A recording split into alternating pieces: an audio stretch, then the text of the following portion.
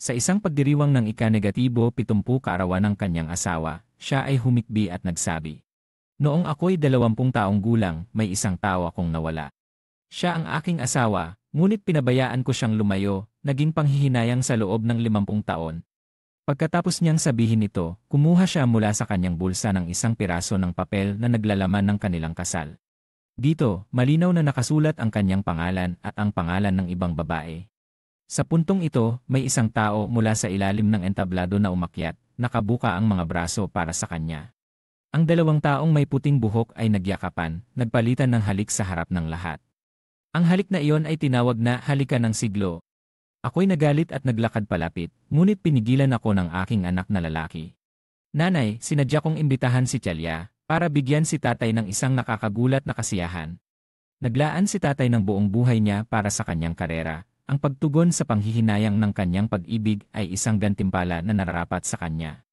Ang aking pinakamamahal na apo ay nagsalita rin. "Lola, huwag ka nang magpahiya pa. Ang iyong paglahok ay nagiging dahilan para isipin ng iba na ikaw ay katulong lamang ni Lolo." Si pangalan Queen Yanni, isang babaeng mula sa kanayunan, ay muling isinilang noong 1974 matapos mamatay ng biglaan dahil sa pagtuklas na siya ay pinagsasamantalahan ng kanyang asawa, si Kile Kosi, at ng pamilya ng kanyang asawa sa loob ng 50 taon. Sa kanyang nakaraang buhay, siya ay nagpasya na maging katulong ng walang bayad, isinakripisyo ang kanyang kabataan, kalusugan, at mga pangarap upang makamit ni Kile Kosi ang tagumpay. Ngunit siya ay palaging nag-iisip sa kanyang unang pag-ibig, si T. Binbin, at kahit na niloko siya tungkol sa kanilang kasal. Sa buhay na ito, nagising si Queen Yanyi at nagpasya na baguhin ang kanyang kapalaran. Natuklasan niyang muling isinilang sina Kile Kosi at T. Binbin, dala ang kanilang makasariling balak at intensyon na pagsamantalahan siya. Gayunpaman, hindi na si Queen Yanyi ang babaeng mula sa kanayunan na walang kaalaman na nagpasakop. Siya ay natutong bumasa at sumulat, nagkaroon ng kaalaman at nagpasya na kontrolin ang kanyang sariling buhay. Tinanggihan ni Queen Yanyi ang nakatakdang kasal kay Kile Kosi sa kabila ng pagtutol ng kanyang pamilya. Ginamit niya ang kaalaman mula sa kanyang nakaraang buhay upang pagbutihin ang mga kasangkapan sa pagsasaka, inanyayahan na magtrabaho sa isang pabrika ng makinarya, at unti-unting pinagtibay ang kanyang posisyon. Hindi lamang siya kumita ng pera para sa kanyang sarili, kundi tumulong din sa komunidad. Samantalang sina Kile Kosi at Ye Binbin ay patuloy na nagtangkang pagsamantalahan si Queen Yanyi at ang kanyang pamilya, ngunit lahat ay nabigo. Kahit na sa huli ay nagpakasal sina Kile Kosi at Ye Binbin at pumasok sa universidad, ang kanilang buhay ay hindi naging masaya. Iniwan ni T. Binbin si Kile Kosi at ang kanilang anak na nagdulot sa kanya ng pag-drop out, kapansanan, at paghihirap.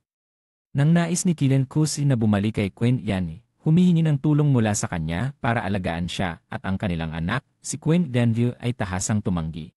Nauunawaan niya na ang pinakamainam na paghihiganti ay hindi ang parusahan sila, kundi ang mamuhay ng masaya, malaya, at matagumpay na hindi kailangan sila.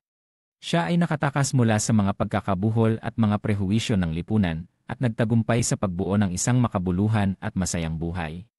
Sa isang pagdiriwang ng ika-negatibo 70 kaarawan ng aking asawa, siya ay nahirapan at sinabi, "Noong ako ay 20 taong gulang, may isang tao akong nawala. Siya ang aking asawa, ngunit pinabayaan ko siyang lumayo sa akin, naging panghihinayang sa loob ng kalahating siglo." Pagkatapos niyang sabihin ito, kumuha siya mula sa kanyang bulsa ng isang piraso ng papel na naglalaman ng kanilang kasal. Doon, malinaw na nakasulat ang kanyang pangalan at ang pangalan ng ibang babae. Sa puntong iyon, may isang tao mula sa ibaba ng entablado na umakyat, nakabuka ang mga kamay patungo sa kanya. Ang dalawang taong may puting buhok ay nagyakapan, nagpalitan ng halik sa harap ng lahat. Ang halik na iyon ay tinawag na halikan ng siglo. Galit na galit akong umakyat, ngunit pinigilan ako ng aking anak na lalaki. "Nanay, sinadya kong imbitahan si Tialya para bigyan si tatay ng isang nakakagulat na kasiyahan." Ang pagtugon sa panghihinayang sa kanyang pag-ibig ay isang gantimpala na karapat-dapat siyang matamo. Ang aking pinakamamahal na apo ay nagsalita rin. "Lola, huwag ka nang magpahiya. Ang pag-akyat mo ay magbibigay lamang sa iba ng impresyon na ikaw ay tagapag-alaga ni Lolo." Ang aking galit ay sumiklab, ang aking presyon ng dugo ay tumaas, halos mawalan ako ng malay. Wala akong magawa kundi ang manood habang ang aking asawa ay humawak ng kamay ng ibang tao at umalis. Bigla, ang chandelier sa kisam ay nahulog. Ang aking reflex ay nag-udyok sa akin na tumakbo upang protektahan siya. Tinamaan ako ng ilaw at namatay sa lugar. Nang muling bumukas ang aking mga mata, nakita kong bumalik ako sa taong 1,974. Ang aking asawa ay muling isinilang. Translated content for file 21. Ate Amihan, ang maputi mong kasintahan ay kinuha ang isang batang intelektual na nawalan ng malay at dinala sa inyong bahay. Bilisan mong umuwi. Isang batang babae ang nagmamadaling tumakbo upang ipaalam. Nang marinig ko yon, agad kong naisip na ako ay muling nabuhay. Tumingin ako sa aking mga sirasirang sapatos at maruming mga paa, kinuha ko ang sapatos at tumakbo ng nakalbarefoot pauwi. Bago pa man ako makapasok sa pintuan, narinig ko ang pamilyar na boses ng aking kasintahan, si Samson Bayani. Talavan, kumusta ka na? Nandito na tayo, sa buhay na ito, tiyak na mas mabuti ang magiging buhay natin kaysa sa nakaraan. Si Talavan ay bahagyang umiyak. Bayani, bakit tayo muling isinilang sa panahong ito? Bayani, bakit tayo muling isinilang sa panahong ito? Hindi ba pwedeng ilang taon mula ngayon? Talagang natatakot ako sa panahong ito. Talavan ay bahagyang umiyak.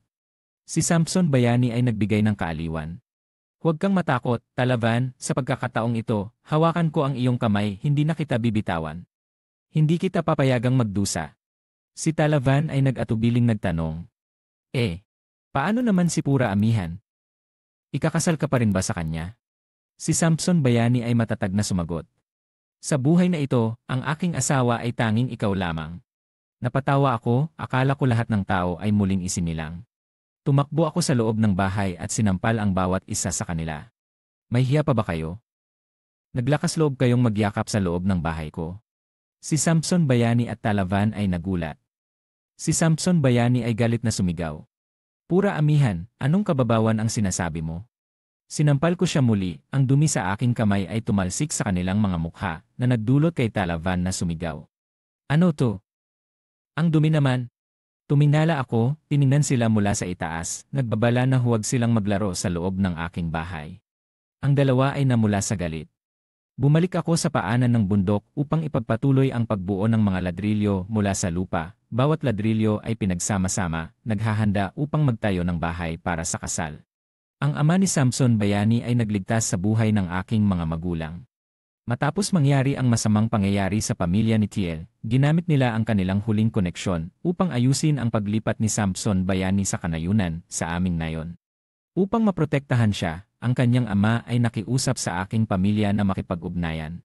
Dahil sa panahong ito, ang aming pamilya ay mga magsasaka na may pinakamagandang katayuan. Sa nakaraang buhay, pagkatapos ikasal kay Samson Bayani, ang buong pamilya ko ay nagtrabaho ng mabuti upang makakuha ng mga puntos upang mapag-aral lamang siya. Pagkatapos ng 7 taon ng pagtatrabaho, sa kanya ako dinala sa lungsod. Siya ay naging isang kilalang propesor na pinuri ng mga tao. At ako, isa lamang akong walang alam na babae mula sa kanayunan. Hindi niya ako iniwan pagkatapos niyang makarating sa lungsod. Dahil dito, ang aking pamilya ay labis na nagpapahalaga sa kanya, itinuturing siyang isang Diyos. Nanganak ako, nag-alaga ng anak at nagbigay ng maingat na pag-aalaga sa kanya. Naglingkod sa kanyang mga matatandang lolo at lola. Akala ko, sa 50 taon ng pagsasama, kami ay isang perpektong mag-asawa. Hindi ko alam, isa pala akong libreng tagapag-alaga. Ang tanging mahal niya mula simula hanggang wakas ay si Talavan. Nang maisip ko ito, lalo kong pinigilan ang aking mga kamay, mas pinagtibay ko ang mga ladrilyo. Ang bahay na ito, wala siyang karapatang tumira dito, ako ang nararapat dito. Hindi ko inaasahan, si Samson Bayani ay dinala si Talavan sa bahay ko para kumain. Ang aking ama ay nagkunot ng noo, bahagyang tinapik ang kanyang sigarilyo, sinabi sa aking ina. Magluto ka ng kaunting kanin, magprito ng kaunting sitaw. Hindi ko inaasahan, si Samson Bayani ay dinala si Talavan sa bahay ko para kumain. Tatay, alam ko na mahirap itong sabihin. Ngunit ngayon, si Van ay nawala ng malay habang nagtatrabaho. Kailangan niyang makapagpahinga ng maayos, gusto niyang lumipat sa bahay namin. Maari bang ayusin mo siya ng isang silid? Si Talavan ay nahihiyang nagsabi. Bayani, talagang hindi na kailangang maging abala pa. Doon, may isang tao na sobrang maingay, hindi ako makatulog. Pero siguro sa paglipas ng panahon ay masasanay din ako, kaya kakayanin ko.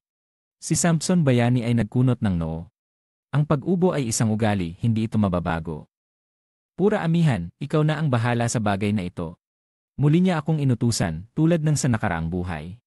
Halos sumagot ako ng sa kanyang utos. Ngunit nang makita ang pader ng lupa na may mga batik-batik sa aking harapan, bigla kong naisip, sa pagkakataong ito, hindi ko na kailangang sumunod sa kanya. Matigas kong sinabi, Kuya Bayani, mahirap ang aming bahay, nakikita mo naman, ang mga silid ay maliit at sira-sira. Ang dalawang kuya ko ay kailangang magkasya sa isang silid. Sa simula, napakahirap ng payagan kang tumira dito. Si Samson Bayani ay agad na nagkunot ng noo at tumingin sa akin. Ang aking ama ay bahagyang tinapik ako gamit ang kanyang sigarilyo. Bakit ka nakikipag-usap kay Kuya Bayani ng ganyan? Si Kuya Bayani mo ba ay kailanman nagreklamo tungkol sa kahirapan ng bahay? Okay lang ang maliit na bahay, magkasya na lang tayo. Magkasama na lang kayong matulog sa isang silid. Hindi ako nasiyahan at sinabi. Pero ako rin ay umuubo, magiging abala ako sa kanya. Ang mga luha ni Talavan ay dumaloy. Sige na, tito, pasensya na sa abala. Babalik na lang ako sa dati. Si Samson Bayani ay seryosong tiningnan ang aking bahay, bigla niyang itinuro ang atik na puno ng kahoy. Si Pura Amihan ay lumipat doon, ang silid mo ay ibigay kay Van.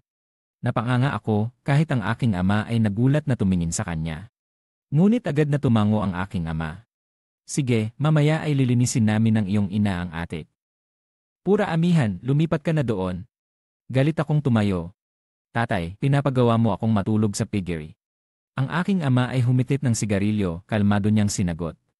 O kaya ay hayaan mo akong matulog doon kasama ng iyong ina. Sa huli, napilitan pa rin akong isuko ang silid. Dahil sa bahay na ito, ako ang pinakamababa. Sinuman ay pwedeng utusan ako, mag-utos sa akin. Kapag hindi sila masaya, maaari pa nila akong sampalin at batuhin. Ngayon, wala akong kapangyarihang lumaban. Amoy ang masangsang na amoy ng dumi ng baboy mula sa atik, naririnig ang mga tunog ng baboy sa ibaba, ako ay naguguluhan.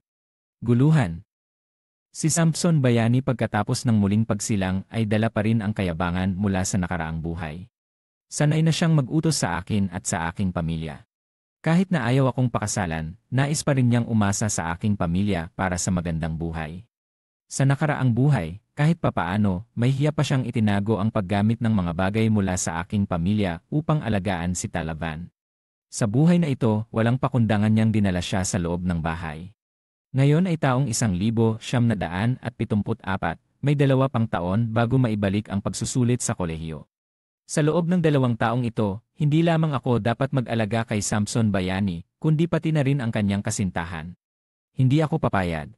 Naghahanap ako ng pagkakataon upang makausap ng pribado ang aking mga magulang. Si Samson Bayani ay hindi talaga interesado sa akin. Si Samson Bayani ay hindi talaga interesado sa akin. Hindi niya ako pakakasalan. Siya ay umaasa lamang sa aming pamilya. Agad na sinampal ako ng aking ama gamit ang kanyang sigarilyo. Amihan, kailangan mong magkaroon ng konsensya. Kung hindi dahil kay kuya ng pamilya ni Samson na nagligtas sa aming pamilya, wala ka sa mundong ito. Dapat tayong maging mapagpasalamat. Hanggat hindi sinasabi ni Bayani na nais niyang pakasalan ang iba, siya pa rin ang manugang ng pamilyang ito. Napilitan akong manahimik. Kailangan kong kumita ng pera. Kahit na ako ay nagtatrabaho ng mabigat buong araw, pagkatapos ng oras ng trabaho, palihim akong umaakyat sa bundok upang mangahoy at ibenta ito sa bayan. Sa daan, nakatagpo ko si Samson Bayani at Talavan. Si Talavan ay may hawak na isang baukwet ng mga ligaw na bulaklak, pinaghalong bulaklak at damo. Sa likod ni Samson Bayani ay may isang basket na puno ng mga ligaw na bulaklak. Ibinigay niya ang basket ng bulaklak sa akin. Habang nagbebenta ka ng kahoy, maaari mo ring ibenta ang basket na ito ng bulaklak. Si Van mismo ang nag-assemble nito, tiyak na mabebenta ito ng mataas na halaga. Pagkatapos mong maibenta, bumili ka ng ilang piraso ng panyo. Tumingin ako sa kanya na wala ng salita. Ngayon, ang lahat ay hindi pa busog. Sino ang may oras upang bumili ng mga bagay na walang silbi na ito? Tumingin ako sa kanya, Samson Bayani, kung gusto mong magbenta ng bulaklak, magbenta ka na lang. Samson Bayani, kung gusto mong magbenta ng bulaklak, magbenta ka na lang. Si Talavan ay nagmukhang hindi kontento at mahina ang boses na nagsabi. Pero ang kahoy ng ate ko ay mabenta rin. Ang dalawang ito talagang masyadong masaya, kaya nagiging baliw na. Umiti ako ng malamig. Kung ganon, magbenta ka na lang. Nagtinginan sila, hindi alam kung ano ang sasabihin. Nang umalis ako, narinig ko ang boses ni Samson Bayani. Van, kung hindi ka makabenta ng bulaklak, gagawa ako ng maliit na hardin para sa'yo. Nagulat ako, biglang sumiklab ang isang ideya, at nagmadali akong lumakad ng mas mabilis. Tahimik akong umuwi, hinila ang tatay ko, at pareho kaming umalis sa isang sulok, nakasilip sa kanila. Si Samson Bayani ay namimitas ng mga ligaw na bulaklak, inayos ito sa isang bilog, para kay Talavan na isuot ang korona ng bulaklak, nakahiga sa gitna ng mga bulaklak. Siya ay masiglang umiikot. Van, ang ganda-ganda mo.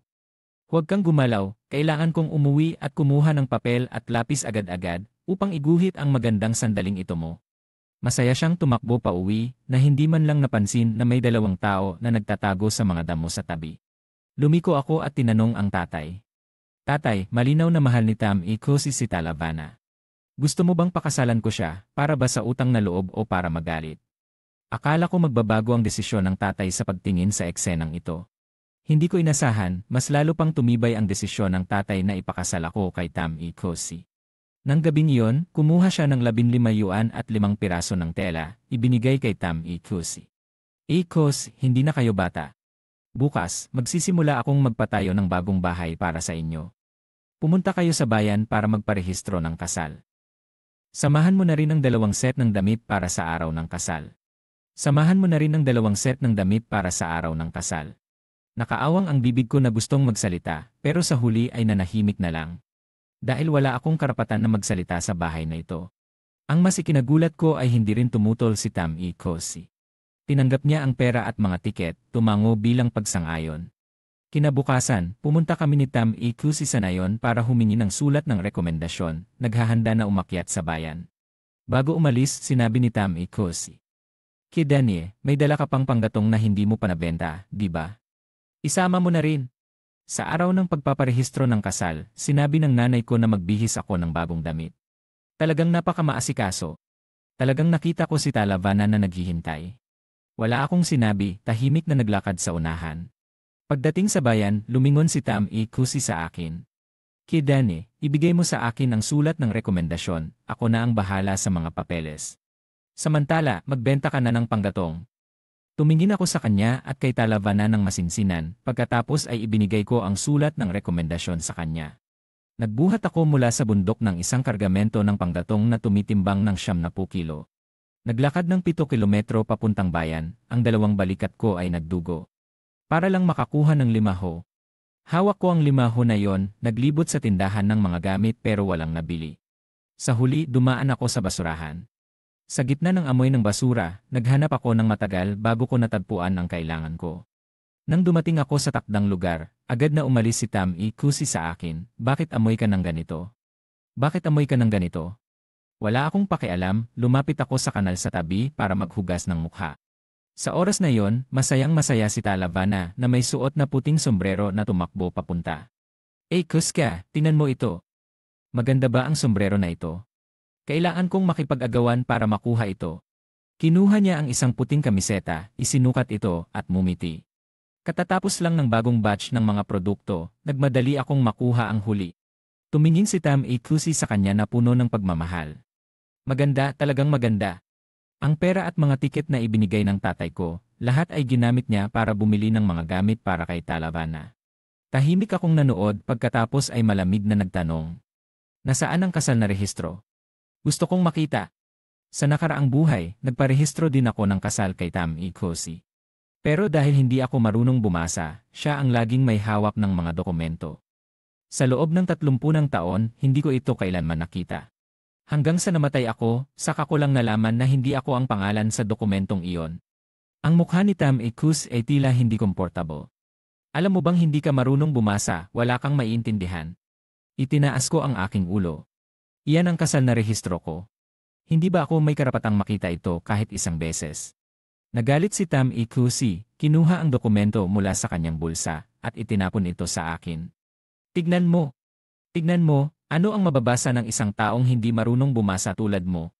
Iyan ang kasal na rehistro ko. Hindi ba ako may karapatang makita ito kahit isang beses? Tam Ikusi, lalaki, 22 taong gulang. Talavana, babae, 21 taong gulang. Kusang loob na ikasal. Matapos ang pagsusuri, naaayon sa mga regulasyon ng batas ng kasal ng bansa ng tao ng China. Nagbigay ng sertipikadong ito. Sa sandaling iyon, ang mukha ni Tam Ikusi at Talavana ay namutla. Si Talavana ay sumigaw ng takot. Alam niyang bumasa. Upang maging karapatan. Upang maging karapat dapat sa kanya, bukod sa mga gawaing bahay, nagsikap akong mag-aral. Hindi lang ako marunong bumasa, nag-aral din ako ng iba pang bagay. Ngumiti ako ng malamig, tumingin ng tuwid kay Tam Ikusi. Talagang wala kang hiya. Kinuha mo ang pera ng pamilya ko, bumili ng gamit para sa iba. Nagparehistro ng kasal sa iba. At gusto mo pang magpanggap na manugang ng pamilya ko. Tam Ikusi, akala mo ba madali akong maloko? Ang mukha ni Tam Ikusi ay lalong namutla, ang kanyang noo ay pawis. Hindi pa siya nakakapagsalita, sumigaw na si Talavana, Piyong Kidenye. Piyong Kidenye, ngayon ang kasal ay malaya. Huwag mong asahang magamit ang utang na loob ng nakaraan para pilitin si Ikusi ka, hindi kami susuko. Tumingin ako ng tuwid sa mga mata ni Tam Ikusi, isa-isang nagtanong. Linawin mo.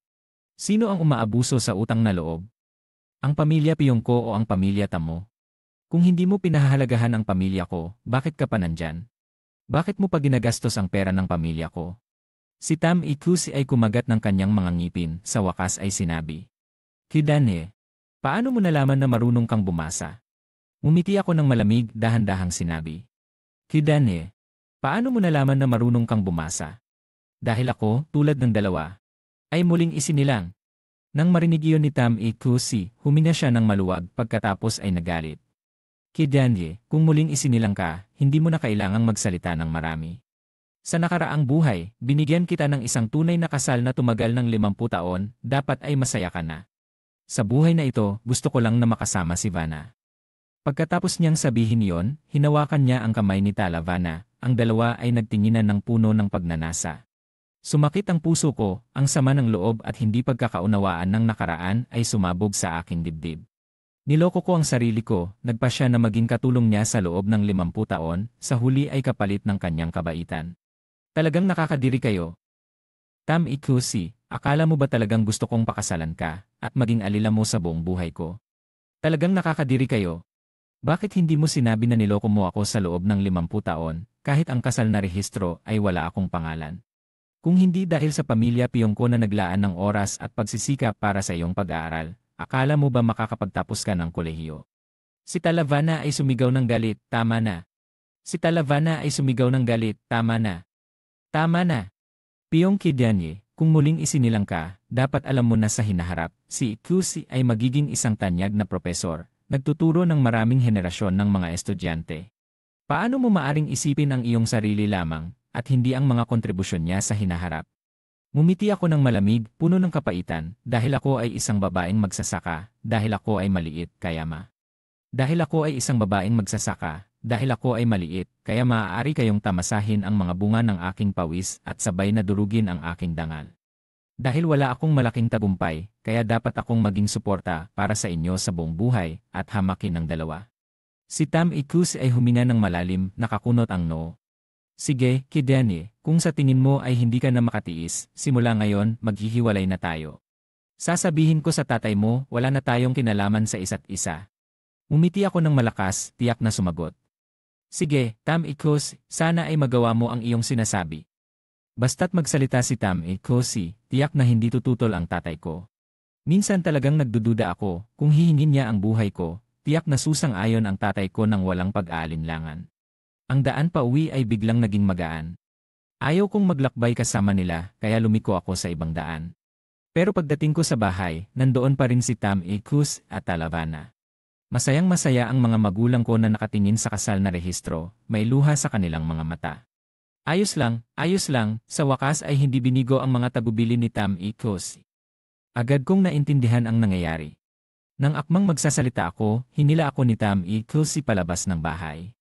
Nagalit ako at tinanong, Tam Ikusi, akala mo ba hindi marunong bumasa ang mga magulang ko, kaya mo silang niloko ng ganito? Nawala na ba ang konsensya mo? Si Tam Ikusi ay huminga ng malalim na may pagkabigo. Kidane, mayroon din akong mga pasakit.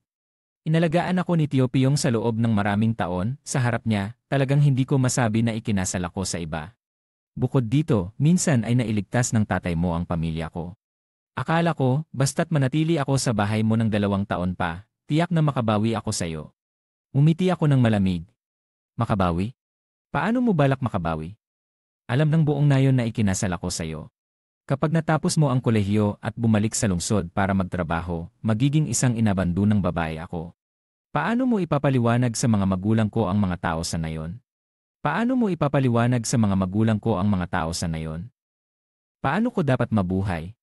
Sa buhay na ito, dapat mong malaman na kahit ikasal man ako o hindi, hindi ito makakaapekto sa hinaharap mo. Bakit ka pa nakadikit sa pamilya ko? At tungkol sa sinasabing utang na loob ng pagliligtas, sabihin mo na ang halaga, bibilhin ko. Ayaw ko nang magdusa ang pamilya ko sa pang-aabuso mo habang buhay. Ang mukha ni Tam Ekusi ay labis na nagalit. Kidani, paano mo ako naiisip ng ganito? Hindi ka ganitong tao, ikaw. Ikaw nga ang ganito. Pinutol ko ang kanyang sinasabi, kung kasal ka na kay Talavana, huwag ka nang makialam sa akin. Kung kasal ka na kay Talavana, huwag ka nang makialam sa akin. Si Tam Ekusi ay tila may sasabihin pa, ngunit bigla siyang namutla. Nakatayo ang tatay ko sa likod ko, ang mukha ay madilim. Hindi ko alam kung gaano karami ang narinig niya, pero sa gabing iyon, umupo siya at nanigarilyo buong gabi. Sa huli, nagpasya siyang ibigay ang bagong bahay kay Tam Ekusi at Talavana. Bawat buwan ay bibigyan pa sila ng 20 kilo ng bigas hanggang sa makapasok siya sa kolehiyo. Para bang natupad ang huling habilin ni Ginoo Tam. Bago matapos ang bagong bahay, mananatili pa rin sila kasama ng pamilya ko. Sinabi ni Tam Ekusi na ayaw niyang malaman ng sinuman na siya ay kasal bago sila mag-exam sa kolehiyo. Pumayag ang pamilya ko. Sa wakas, nang makaalis sa kasal na ito, parang ang gaan-gaan ko na. Mas pinagtibay ko ang paggawa ng mga ladrilyo. Sa mga oras na libre, kinuha ko ang 2 pirasong barya na pinaghirapan kong ipunin at naghanap ng karpintero sa nayon. Humiling ako sa kanya na magputol ng ilang pirasong kahoy at nagsimula ng gumawa ng pangsala ng bigas. Sa nakaraang buhay, bukod sa mga gawaing bahay, ang pinakagusto ko ay manood ng mga agricultural channel. Interesado ako sa mga taong may kakayahang mag-imbento ng mga kagamitan sa pagsasaka. Madalas kong pinapanood ang mga video na yon, paulit-ulit, at may mga bagay na sinubukan ko pang gawin. Ngunit, ang mga bagay na nagawa ko noon ay naging laruan na lamang ng mga pamangkin ko. Ngayon, ang mga kaalaman na natutunan ko ay nagkaroon na ng silbi. 3 araw pagkatapos, ang unang pangsala ng bigas na ginawa ko ay dinala sa bukirin. Ang mga tao sa nayon ay sabik na pinanood akong ibuhos ang isang sako ng 100 kilo ng bigas sa pangsala. Sa loob lamang ng ilang sandali, ang mga butil ng bigas ay maayos na nahihiwalay mula sa mga balat at dumi. Lahat ay namangha. Ang pangsala na ito, kahit isang-isa 0 taong gulang na bata ay madaling magagamit. Hindi na nagkalat ang bigas at hindi na nagdudulot ng pangangati sa mukha ang mga balat ng bigas. Kumpara sa lumang pangsala, mas mahusay ang resulta nito. Masayang sinubukan ng kapit ng pangsala at agad na nagpasya na ipagawa pa ako ng 20 pangsala para sa buong nayon. Bawat araw ay bibigyan ako ng 0 puntos na trabaho at hindi na kailangang gumastos ng pera para sa kahoy. Bawat natapos na pangsala ay may karagdagang bayad na 1 piraso. Nang marinig ito, ang mga magulang ko ay labis na natuwa at ang kanilang mga mukha ay lumiwanag. Si Tam Ekusi ay nakatayo sa gitna ng tao, tinitignan ako na may komplikadong ekspresyon. Pagkatapos, ipinagpatuloy ko ang pagpapabuti ng makina para sa pag-ani ng bigas. Ang bagong makina ay mas nakakapaglinis ng mga butil ng bigas at mas kaunting lakas ang kinakailangan.